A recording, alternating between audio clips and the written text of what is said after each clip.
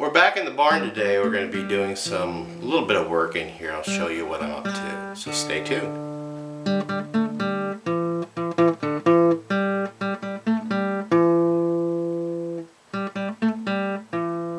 Welcome to Pine Meadows Hobby Farm. I'm your host Jerry Hansen, and today we're in my barn. This is primarily the goat barn.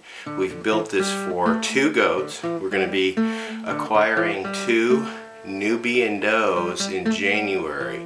The gal that's raising the goats is actually about a half a mile behind me over the hill there, but it's a 6-mile trip around the valley to get to her house.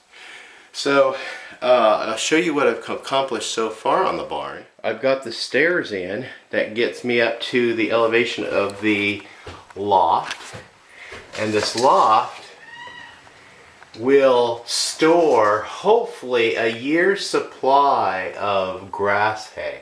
This barrel right here will store approximately 4 50-pound bags of feed, and to feed them I have the manger that I cut down here with the keyhole slots there. They'll be able to stick their heads in there and eat privately, one to their own feed, because there's a divider in between the 2 chambers.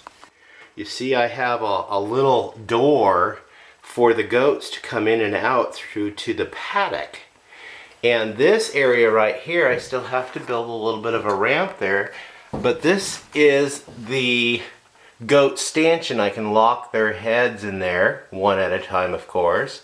There's a feed bucket over there. And then I open the door, which is right there, and I sit down on the milking stool and I start to milk the goats. We've used this stanchion before with my previous goats and it worked great. This is the outside, the people side of the stanchion, and I'll show you what I designed here. We just unlock that and we open it up. Get my tools out of the way because it's still a work in progress. We just open the door there and we got the goats elevated, and we lock their heads in there so I can sit here and milk them at a comfortable height for me. And then we close this just to keep the goats from getting out into the rest of the barn. This is the decking material that I got free from when I did a bee extraction out of a lady's porch. She gave me a leftover material from her deck. So all this material is free. This is a high-end deck board material. And I was short about that much, so what I'm going to do is find some boards of the same thickness, put them down there, and then we're going to be building a frame in there and stacking in hay for the bed on which they'll sleep on, keep them nice and warm during the winter. I do have to put some kind of a guard over the window because goats like to be a little destructive, and they might end up breaking the glass, so we will be putting some kind of fencing material over that window to keep them from breaking it. The final project I still have to work out the details on is building a wall right here and a gate right here so the goats can't get through. And then figure out what I'm going to do about their water bucket.